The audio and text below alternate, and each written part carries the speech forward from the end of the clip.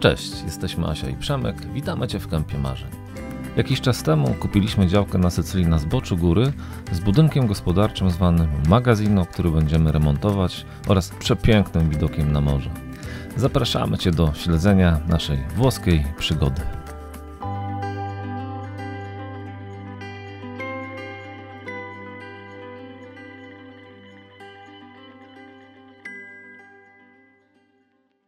W tym filmie chcieliśmy podzielić się z Wami, jak spędzamy tutaj czas, jak żyjemy po prostu na naszej sycylijskiej działce. Jak się relaksujemy, co jemy, co gotujemy, z kim się spotykamy i ogólnie jak płynie nam to takie typowe la dolce vita czy la dolce far niente. No i czy faktycznie jest tak dolce vita i dolce far niente? Czy Włosi są faktycznie Sycylijczycy tacy przyjaźni i mili, jak głosi ogólna opinia? O tym opowiemy Wam z naszej perspektywy właśnie w tym filmie. Serdecznie zapraszamy. Zapraszamy. Zaczynamy wjeżdżać na naszą działkę. Jak widzicie, wyjazd i wjazd nie jest taki łatwy, trzeba być bardzo ostrożnym. Na jedyneczce tylko zakaz wjazdu kamperów, jak widzicie, bo naprawdę... No tutaj ten początek drogi po prostu jest, no jak widzicie właśnie na filmie. Typowo włoski, wąski i kręty. Wąski i zakręty są po 180 stopni i już zauważyliśmy, że jeżeli jakiekolwiek maszyny budowlane tutaj dojeżdżają do posesji, to one wjeżdżają od góry, od strony Motta da Fermo, ponieważ no tutaj na tych zakrętach by się po prostu nie wyrobiły. Tutaj zauważyliśmy, że Włosi trąbią. Tak, jak są gdzieś za zakrętem, za górką, to dają znać, że są na... Tak, tu poprawa nasz mechanik, Mario. Tu jest pan Mario. Właśnie wczoraj mieliśmy wizytę naszego, tak jak mówi się, naszego pana właściciela, byłego. Chociaż tak śmiał się, że za każdym razem jak przejeżdża koło naszej działki, to się czuje, jakby przejeżdżał koło swojej. No bo, pilnuje, no. Tak, pilnuje, zagląda. Także no mamy tutaj dobrego stróża, stróża anioła, który przypatruje się, co się dzieje. Cały wjazd trwa około 5 minut. No i już mieliśmy okazję wjeżdżać do jakichś innych miasteczek, pod górki, to teraz już możemy powiedzieć, że nasza droga jest wspaniała. Tu też trzeba dodać te minusy.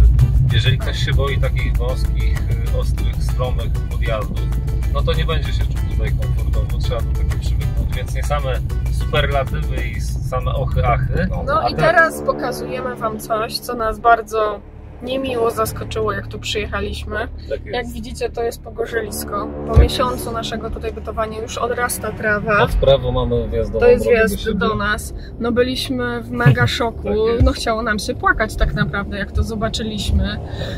Baliśmy się, że spaliło nam działkę naszą. Tak, baliśmy się, że nasza działka też, że tak powiem, ucierpiała w tym pożarze. Najprawdopodobniej to się wydarzyło dosłownie... Tydzień przed nami. Nawet nie. Tydzień? Tak. Okej, no to na parę dni przed naszym przyjazdem, a kiedy dotarliśmy, no to po pierwsze było nam strasznie przykro tutaj tych drzew, to jest dąb, bo jest przypalony, ale wierzymy w to, że ten dąb odrośnie, jak tutaj te dwa dęby, które są po prawej stronie, bo one też są osmolone, także no niestety tu jest ten taki zwyczaj wypalania, nieużytków, nikt tego nie chce kosić, no oni po prostu pod kontrolą to wszystko wypalają. No niestety to nie było całkiem pod kontrolą, bo jak przyjechaliśmy, to jeszcze niestety tak, jedna gałąź cały czas się tliła. Jak to w życiu? Jak i w Polsce, tutaj też są różni ludzie, natomiast my staramy się żyć pozytywnie, zaprzyjaźniać się z tymi ludźmi, być dla nich jak najbardziej mili i chyba to jest jedyna recepta w ogóle na życie. Okej, odmeldowujemy się. Teraz odnośnie tematu, który poruszały różne osoby i się od nas bardzo martwiły, że mamy tą naszą działkę zacienioną. Jak widzicie, jest godzina 14:30, słońce świeci, oczywiście jest to maj, słońce świeci bardziej od strony południowej, no bo działkę mamy na północy. Zresztą jak widzicie, cień po drzewach jak pada, tak, czyli pada na stronę północną, na morze, no ale dzięki temu mamy właśnie też cień przed domkiem. I nawet Benito docenia, tak Benio? Doceniasz, że jest tutaj cień? Tak, doceniam. Także lepiej, jak to słońce świeci, słuchajcie, od strony południowej i rzuca nam cień z przodu. Tak, Joanko? Si. Tak, ani w drzwi, ani w okna, więc też ten magazyn się nie nagrzewa. A słońce jakby cały czas, czy tutaj z jednej strony domu, czy z drugiej strony domu, czy na działkę jest od godziny gdzieś 8 do godziny 18, od kwietnia do końca października. I każdego dnia to może naprawdę jest inne. Kolejnego dnia znowu inne chmury fajnie się odbijają. I kolejny dzień. Znowu może wygląda inaczej. No a dzisiaj chyba najlepszy widok Wysp Liparyjskich. Tak, Kasiu? Najlepsza widoczność. No tak dokładnie jej widać, łącznie z tym, że tam widać dosłownie wybrzeże, miejsce, gdzie są miasteczka. No w kamerze ciężko, ale no my widzimy, tak? Jakby. Pierwsza wyspa to Alicudi, później Pecorini, później Malfa, a później mamy Lipari i Vulcano. Dzisiaj chillujemy i powiem wam szczerze, że jeżeli chodzi o cannoli, to ja bardziej wolę z ricottą, z tym serem, niż z kremem pistacjowym. I co się okazuje? Benia też lubi ricottę, tak? A dzisiaj jeszcze właśnie mieliśmy odwiedziny naszego pana Giuseppe, który opowiadał nam, że kiedyś ricotta była robiona tylko z mleka koziego. Capri, tak. Pecorino było z mleka owczego, a wszystkie formaggio, czyli sery, były robione z mleka krowiego, czyli mucca, czyli krów, tak. A teraz często to są po prostu mieszanki, tak? Także ricotta często jest serem z mieszanki różnych mlek. Tak jest.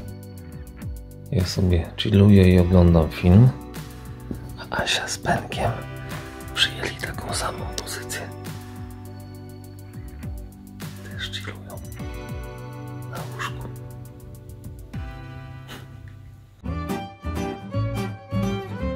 A do najbliższego miasteczka, czyli Castellditusa, mamy 4 km, do Santo Stefano 5. No a droga wzdłuż wybrzeża, pięknie promienie słoneczne się odbijają, a w tle wzgórza. Aż człowiekowi częściej chce się zapomnieć kupić mleka albo soli. Tak. Zaleci nasze ulubione radio Kiss Kiss. Dajcie znać, kto z was też we Włoszech słucha tego radia, bo nam się najbardziej właśnie to radio podoba. Jesteśmy przy Santo Stefano di Camastra i mamy drugi ARD. On jest trochę większy. No i jak chcemy zrobić tu jakieś większe zakupy albo potrzebujemy jakichś takich bardziej produktów zaawansowanych, że tak to nazwę, no to tak, tu mamy warzywka. Buongiorno. Warzywka mamy, owoce. Także dość dużo tego jest. No i też mamy małe AGD. Także tak to wygląda. Różne właśnie tutaj kupiliśmy właśnie wyciskarkę do soków, wiatraki, mikrofale, pralki nawet, także jest też małe AGD. Więc jest bardziej wyposażony ten sklep. Miody, dżemy pomarańczowe, przeróżne, kakao. No większy po prostu wybór. No i też większy wybór mamy tutaj serów. No i tu już mamy takie na grilla gotowe rzeczy, więcej mięsa, szczególnie tego surowego, nawet mięso mielone jest. To ciekawie wygląda, to są ciasta i fajnie ciekawie to wygląda jak mięso tak naprawdę. Także ciekawa historia. No i duży wybór win. Asia właśnie będzie szukała tutaj dla naszego Benia szeby, ale gdzieś poszła, ale jest szebka, to co Benio lubi, także tu już zdecydowanie większy wybór, jak widzicie, również i dla zwierząt. Namierzyłem moją uciekinierkę. Co ty tam wzięłaś? Kochanie, wziąłem sobie jedno calzone, drugie jakieś takie coś też. No i jedzenie dla kotulka. Na drogę. Pół litra mleka na jutro na kawę. Dobra, na ostatnią kawę. Dobra, to idziemy. i dzięki magii kina szybko przenosimy się do drugiego miasteczka Castel di Tusa. Także zakupy robimy w ARD, takim markecie, który jest właśnie bardzo blisko. Tu w Castel di Tusa jest mniej wyposażony, w Santo Stefano jest trochę więcej, więc jak coś konkretniejszego chcemy kupić, to wtedy jedziemy do Santo Stefano. Destinazione Mare leci, tak. Ja z tego nie słyszeliśmy. No właśnie, a dzisiaj kiedy wyjeżdżamy, ale różne makarony, różne pasty i oliwek oczywiście od groma różnego rodzaju. Te są moimi ulubionymi, są z takim super jeszcze nadzieniem pastuńczyka. Bardzo smakują i mogłabym je jeść codziennie. Pesto też wszelkiego rodzaju, także wędliny no zdecydowanie w Polsce mamy lepsze. Lepsze, tutaj głównie kiełbasy, no to są takie dojrzewające, takie... U nas to tak trochę to przypomina kindziu, gdzika. Tak, no, tak. Tutaj to głównie są takie kiełbasy. Tak jest. Dobra, idziemy do naszego pana rolnika, kupować jednego pana. Pomarańcze, tak. I kilka kroków od ARD. Zawsze stoi nasz ulubiony pan, zawsze nam coś dorzuca. Już był on na wyjeździe, jak byliśmy w listopadzie czy w grudniu. Także zawsze do niego chodzimy, a teraz chcemy jeszcze ostatni sok wypić. Buongiorno. Buongiorno. Tak, także pomidorki. Tak, tak. Pasta romane dopodomani. Sono belle fresche, Lara. Vendiamo tutte domani. A też obok jest inny pan, konkurencja, ale w ogóle się ze sobą nie spierają, nie kłócą, to mega pozytywne i fajne. Bene.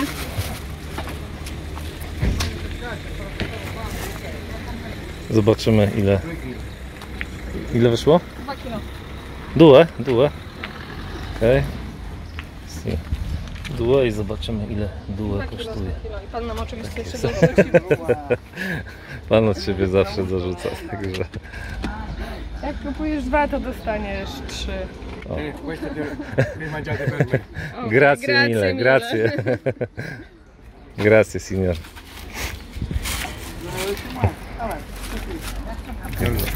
Paghi 4 euro. 4 euro. 4 euro za 3 kilo pomarańczy. Tak. 2 kilo, no ale dorzucił tam jeszcze. Tak. Grazie mille, arrivederci settembre. Si casa. Polonia. Si, domani. Si. Pan jest niemożliwy. On to nie wygląda jakiś... Nie wiem, chyba te cytryny to se nie wiem. Do ubrać.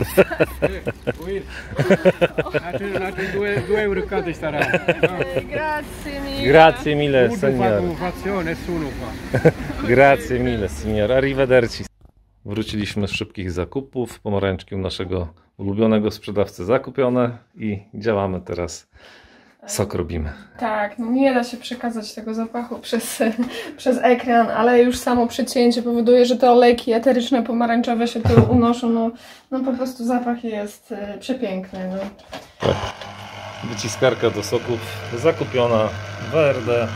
Wystarczy docisnąć i zobaczcie, już soczek leci. To co nam się sprawdza, bo już robimy to drugi raz, to 10-12 pomarańczy. Nie można za mocno dociskać, bo wtedy staje ta wyciskarka, ale zobaczcie, widać, to są takie naturalne te pomarańcze. Nie są piękne, nie są piękne. Gdzieś tam już są, na pewno są mega dojrzałe i wiemy, że pan nam dzisiaj mówił, że są świeżutkie. Tak, że są świeże. Także no, możemy potwierdzić, bo już piliśmy z tych pomarańczy soczek i jest przepychotka. Teraz którą wyciskasz? Drugą? Dopiero drugą, tak. Drugą, tak. Tutaj mieści się 0,7 litra, akurat na 2 osoby. Tutaj wśród pomarańczy, które sprzedał nam pan, trafiły się te typowe czerwone, sycylijskie pomarańcze. Widzicie? Prawdopodobnie to też będzie ta, bo one są troszeczkę większe i jaśniejsze. Tak. A jeszcze taka ciekawostka, to czy one są czerwone, czy nie, to tak naprawdę zależy od temperatury, która panuje podczas ich dojrzewania. I żeby były czerwone, ta temperatura musi być niższa. I wtedy następuje ta, że tak powiem, ta reakcja i miąższ zabarwia się na czerwono. wkładamy to sitko tu do talerzyka, potem najwyżej skonsumuję. A zobaczcie, ile mamy po prostu zapasów. Za każdym razem, jak idziemy kupić u pana, wybieramy 5, dostajemy 10 i jeszcze cytryny. Za karę, że chcieliśmy dopłacić 1 euro, dostaliśmy banany. Tak, bo powiedział, że jak Sycylijczyk daje, to daje. To daje i nie można tutaj dyskutować ani dawać pieniędzy. Tak. Mieliśmy w planach zabrać ze sobą co najmniej skrzynkę pomarańczy. Ale Słuchajcie, niedawno wymienialiśmy chłodnicę, ale niestety to nie pomogło. I znowu jesteśmy, tym razem w Palermo u mechanika, bo prawdopodobnie to trochę grubsza awaria jest niż tylko awaria chłodnicy, także no pozwiedzamy sobie włoskich mechaników i niestety rysuje się plan, że możemy nie wrócić samochodem do Polski, bo został nam tylko tydzień tutaj. A to może być coś naprawdę grubego, no ale no cóż, na szczęście mamy przyjaciół tutaj na miejscu, którzy umówili tutaj wizytę u mechaników, no bo bez tego to byłoby tragicznie. no poszła głowica w silniku u nas we fronterze, no to niestety przekładamy to na inny termin, natomiast pomimo tego właśnie, że takie rzeczy nam się tu dzieją, słuchajcie, tak jak i w Polsce, tak, też się różne rzeczy dzieją, no i zaczynamy traktować ten domek tutaj, ten... No nie jak wakacje, tylko jak element naszego życia, więc samochód zostaje, my wracamy i będziemy nowe przygody doświadczać, czyli jazdę pociągiem przez połowę Włoch, bo będziemy jechać pociągiem z Palermo do Rzymu. Potem, uwaga, będziemy z Beniem, ja i Beniem będziemy lecieć biznes klasą. I teraz chciałabym zaapelować do wszystkich naśmiewających się z lotniska w Radomiu. Wstydźcie, bo to lotnisko ratuje nam życie. Tak. Ponieważ ja lecę biznes klasą z moim wspaniałym Beniem do Radomia. Z Rzymu do Radomia. Tak, także to jest wspaniałe lotnisko. Tak jest. To jest lotnisko właśnie dla nas. Tak jest. A żeby było śmiesznie, z Radomia to nawet mamy bliżej do domu niż z lotniska w Warszawie. Tak. Także wspaniałe lotnisko. Tak. Chcemy dodać, że jesteśmy oboje z Radomia. I jesteśmy bardzo dumni z tego lotniska. Tak jest. I z tego miasta. Mieszkaliśmy tam ileś lat. Także... Oczywiście dystans mamy, rozumiemy żarty. Kochani, tym zdrowym drineczkiem, tym zdrowym napitkiem wznosimy toast za wasze zdrowie. Pozdrawiamy was Zdrówko. serdecznie, słonecznie, sycylijsko. I dziękujemy wam za tak pozytywny odbiór naszej sycylijskiej przygody. Pozdrawiamy serdecznie zarówno naszych nowych, jak i stałych widzów. Kolejny wieczór, no dzisiaj te Wyspy Eolskie przepięknie po prostu widać, a my staramy się łapać sycylijskie klimaty. Dzisiaj odwiedziła nas też rodzina z Polski, staramy się jednoczyć tutaj razem na tej Sycylii, którzy... Raczej to imprezować. Tak, imprezować, którzy też kupili sobie domek jak w kamienicy, przepiękny. Tak, miejscowość Polina, także siedzimy, biesiadujemy sobie po sycylijsku z takim widokiem, także jak widać Polacy też potrafią i też można, także pozdrawiamy serdecznie. Dzień dobry, witajcie kochani, dotarliśmy do miejscowości Motta da Fermo i dzisiaj gościmy u znanej pary na YouTubie, Luki i Sary. Także dostaliśmy dzisiaj zaproszenie i Asia właśnie gotuje życie youtuberów, live youtuber. Tak. Jest Luka, Sara and Lucze. Asia gotuje pierogi ruskie. Ruskie i z kapustą i mięskiem. I z kapustką i z mięsem. Także chcieliśmy też podziękować. Kupiliśmy polską kiełbaskę. Kupiliśmy oscypka. Także gotujemy na oliwie Luki i Sary. Na razie to smażymy na boczku. Tak, ale... Oliwy to takiej szkoda do smażenia. Tak jest. Okej, i zobaczcie tam piękny widok na morze. Teraz troszkę chmury są, ale tam już w tle widać Wyspy Eolskie. Przepiękny widok. No i piękna miejscowość tam Motta da Fermo. Fantastyczna rodzina, także mega sympatyczna. Klucze. Ciao Pipo. Ciao Pipo. Thumbs up. Super. Okej. My się luzujemy. Słuchajcie, ponieważ pod ostatnim filmem z Sycylii o zakupie działki przesyłaliście także komentarze, że oglądacie ich kanał, to dzisiaj specjalnie dla Was chcemy tutaj przesłać od Luki, Sary i Lucze pozdrowienia dla Was wszystkich widzów z Polski. Okay, you can start. I would like to say ciao, ciao, ciao to all the beautiful Polish people that are watching this channel. Lucia is not very happy about Lucze, it. you can also send the greetings and thumbs up to Polish people. Yes? Yes. You can say ciao people. Ciao Polish people. Yeah. So it's just nap time for Lucia, so that's why she's like. You She can wants keep the microphone. it. Yes, please. Okay, so we're saying. You need to put to mommy's mouth right now. I was saying. Yeah. Hello. So, ciao, ciao, ciao from beautiful Sicily to all these beautiful Polish people that are watching their channel. And we had an amazing Polish lunch thanks to Johanna and Peter. Przemek. For us, it's Peter. Yes. So we will be waiting for all of you in Sicily. Sicily, parlo qua. Sì, the audio will be very nice. Can you say ciao people? And thumbs. Thumbs up. And very important. Yes, ciao people. People. And Amore. yeah. Grazie mille. Ciao, ciao.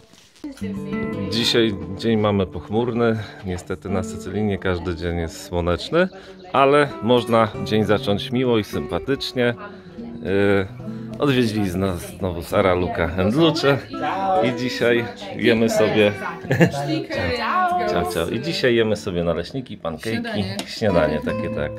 Tu mamy nutellę, dżem wiśniowy, dżem pomarańczowy i pistacje, truskaweczki, także też dzień można zacząć sympatycznie. Benito daje się przytulać, bo we Włoszech nasz Benio się nazywa Gatto Benito. A Lucze, jak widzicie, bardzo lubi kotki, Gatto, a Benio się ładnie daje przytulać.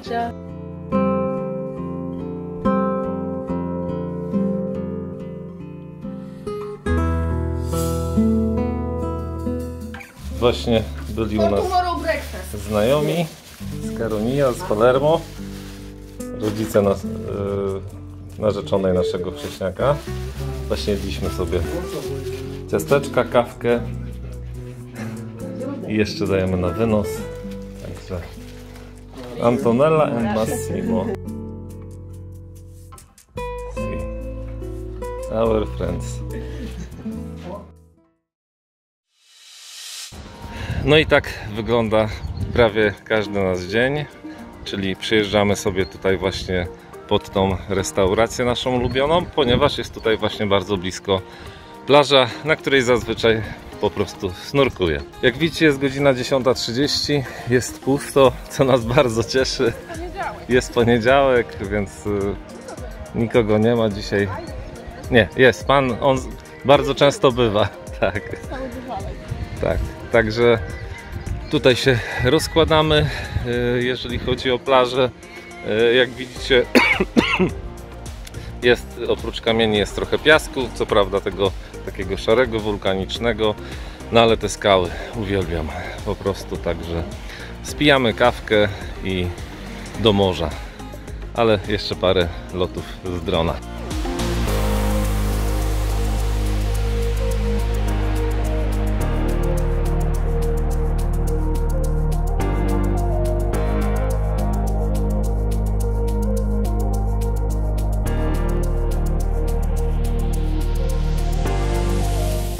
Lew morski pływa przy skałach.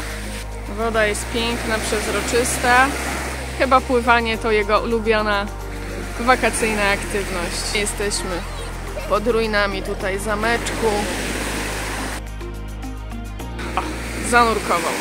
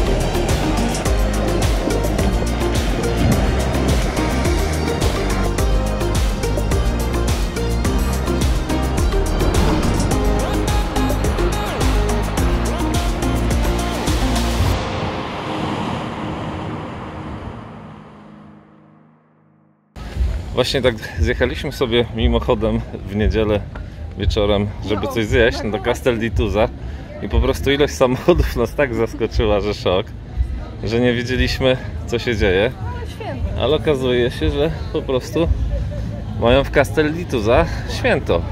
Prawdopodobnie odpust z okazji święta Tak swojej jest. patrona albo patrona. Zazwyczaj jest jakaś Santa, jakaś święta. Albo święta. Jak w Polsce. Odpust, jedzenie, orzechy. Wszystko jest. Wata cukrowa. Tak, wata jest, no. No zobaczcie, wata jak po prostu w latach 80. 90. Właśnie tak zasią sobie stoimy i gadamy, że tak jak i na Sardynii, to w ogóle we Włoszech, no, tak samo na We Sycylii. Włoszech we wszystkich miasteczkach, że miasteczko ma swojego patrona bądź patronkę, świętego i zawsze obchody są naprawdę huczne. Teraz czytam książkę właśnie o Sycylii, to tak jak w Katanii jest święta Agata i te święta obchodzi się przez ponad 2 tygodnie i są na maksa huczne. W Palermo jest święta Rosalia i tak samo obchodzą bardzo hucznie. A tutaj mamy, zobaczcie, już przygotowane też pewnie do drogi. Będzie pewnie niesiona jakaś procesja, tak, obraz, figura. jakaś figurka.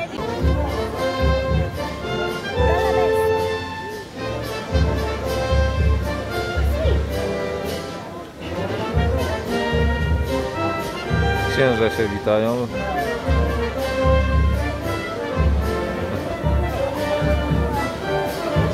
Santa Maria.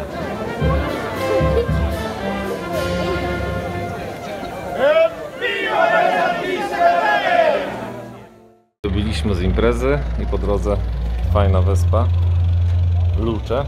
Luce oznacza światło. Na wczepy proste, ale wiadomo, że jak na dworzu to te wczepy się gdzieś tam rozchodzą, ale piękna wyspa, fajna. No powiem wam, że jestem tak zadowolony. Naprawdę, trafiliśmy na odpust włoski, ale co najfajniejsze, to widzę, że jakiś się koncert super szykuje. Tam dalej w tle jest scena. Może jakiś włoski blues? To już by był fart na tward. Wszystko jest możliwe, kochane. Wszystko jest możliwe. Wszystko się zdarzyć może. Tak jest. Wzięliśmy sobie stolik i właśnie, powiem wam, ja na starość to chyba po prostu się jakiś sentymentalny zaczynam robić i się wzruszam. No słuchajcie, jeszcze parę miesięcy temu nagrywałem właśnie tutaj z tego miejsca, że będę chciał tu snurkować, a dzisiaj siedzimy sobie w restauracji z widokiem na morze przy zachodzie słońca. No fajnie, naprawdę warto żyć, warto pracować, zapierdzielać po prostu czasem miesiącami, żeby jednak łapać takie chwile jak dziś i cieszyć się z każdego dnia, z każdej chwili, z każdego wieczora. No pięknie. Jak klasycznie do piwka pizza z gorgonzolą. Jeszcze zobaczcie, ser jeszcze płynie. Asia sobie wzięła kawkę i tiramisu. Ale tiramisu cytrynowe, bez kawy. Tak, cytrynowe bez kawki. Jak smakuje? Świeżo. Bo jest świeża skórka starta. No. Fajnie, odświeżająco. Okay. No i próbuję, tak jak na Sardynii próbowałem piwka sardyńskiego i Hnuso, tak. To tutaj spróbujemy piwka sycylijskiego Stretto. Prawdopodobnie pszeniczne. Pan degustuje? No pachnie ładnie, intensywnie. Okej. No delikatne, dobre.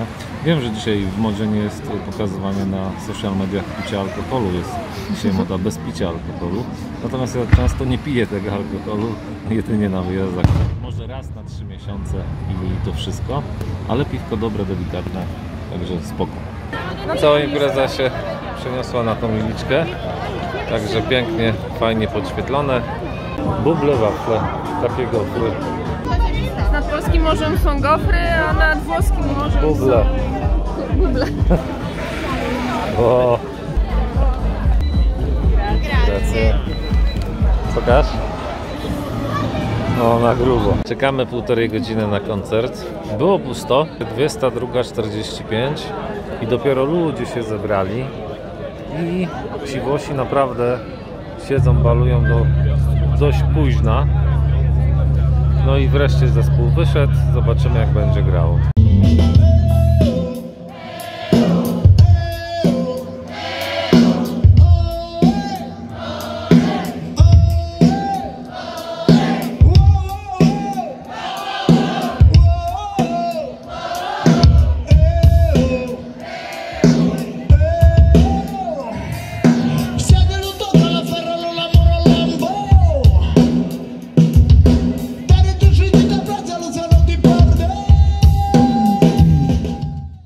ta ulica, gdzie pokazywaliśmy Wam, jak było to święto, jak były tutaj stoiska stragane porozstawiane. Także to jest właśnie ta ulica, ale zobaczcie, że poza sezonem, jeszcze jest w sumie 23 maj, jest tu pusto, ale uliczki ładnie.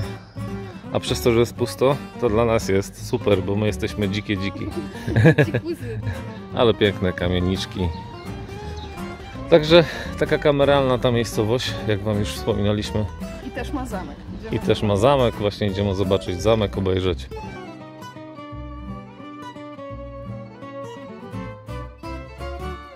Przed chwilą Asia tam tędy szła, ale jak to zazwyczaj bywa, czym wyżej, tym ładniej.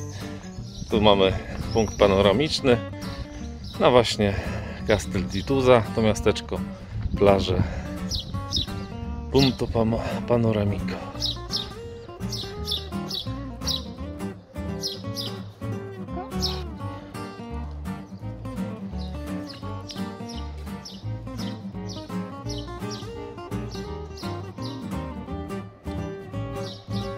No idziemy właśnie teraz na zamek. Castello San Giorgio. XIV wiek. Zamek XIV wieku. Tak, jesteśmy w porze obiadowej, jest 14, więc u nich tu siesta jest. Ale fajnie, kameralnie, ładnie. U siebie na działce też sobie posadzę bugenwillę i będzie mi tak rosła po murach. Takie mam marzenie. Asia lubi właśnie bugenwillę. Te kwiatki czerwone, różowe. A to zobaczymy, czy da się wejść właśnie. Czy zamknięte, czy nie. No spróbujmy. Zobacz. Zamknięte. To tyle ze zwiedzania zamku dziś. I chciałem jeszcze dodać, że jeżeli chodzi o miasteczka, to naprawdę jeżeli mówimy o Sycylii, no niestety często Sycylia, szczególnie w tych dużych miastach, kojarzy się z brudem, ze śmieciami. Natomiast jeżeli chodzi o małe miasteczka, tak jak ten Castel di Tusa, no jesteśmy tu już miesiąc, byliśmy wcześniej już 2 razy i nigdy nie widzieliśmy tutaj śmieci. Także w tych małych miasteczkach widać, że dbają po prostu o czystość. Także to też nas bardzo cieszy. Te mniejsze, kameralne miasteczka mamy wrażenie, że są po prostu bardziej zadbane.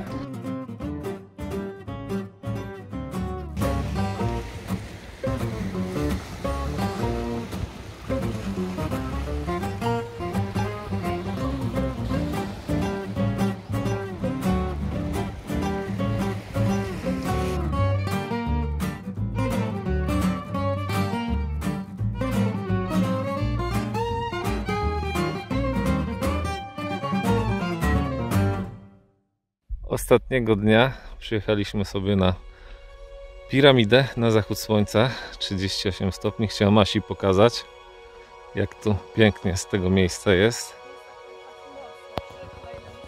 Tak, będziemy czerpać moc, Asia mówi, na kolejne 3 miesiące. Zaraz zobaczycie, jak jest duża, jaka się przy niej stanie i zobaczycie, jakie piękne widoki są tutaj z tej górki. W tle widać jeszcze wyspy Lipari, wyspy Eolskie. Tam jest Santo Stefano di Camastra. Tam w górze widać kawałek Motta da Fermo. A tam za piramidą widać miasteczko Tusa. A zobaczcie, jak ta piramida jest duża. A tu widać chytrą babę z Radomia. Ty jesteś głupia. Asia mówi, że a tu widać chytrą babę z Radomia. Jak Asiu jest? Wspaniale, wspaniale.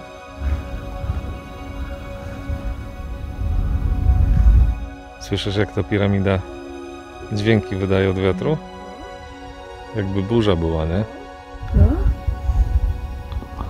Tak jak Asia mówi, że piramida wielkiego wrażenia nie robi, choć jest wielka, ale jak widzicie, widok jest naprawdę fantastyczny. Zachód słońca z tego miejsca po prostu uwielbiam.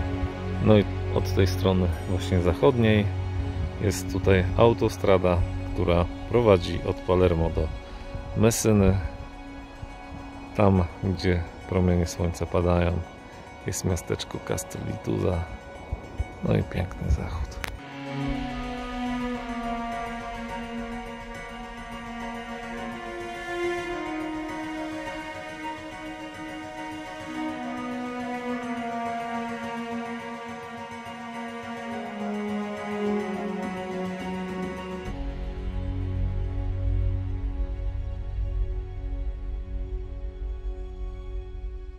Dzień dobry. Zazwyczaj Przemek Wam pokazuje, jak wygląda morze. Ja Wam pokażę, jak u nas wygląda wschód słońca. Jest godzina 5 rano, a słońce będzie wschodzić tam nad San Stefano di Camastra.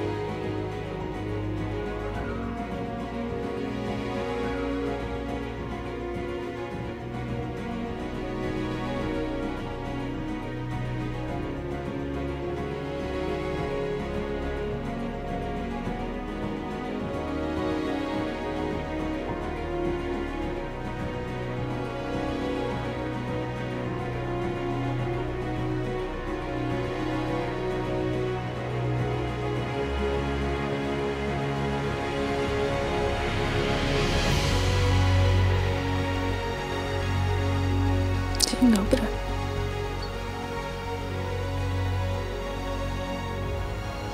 Właśnie wstał kolejny dzień na Sycylii. Dobrego dnia dla Was. Kochani, jeszcze raz dziękujemy za tak pozytywny odbiór naszej sycylijskiej przygody. To był dla nas wspaniały maj, pełen przeżyć i emocji.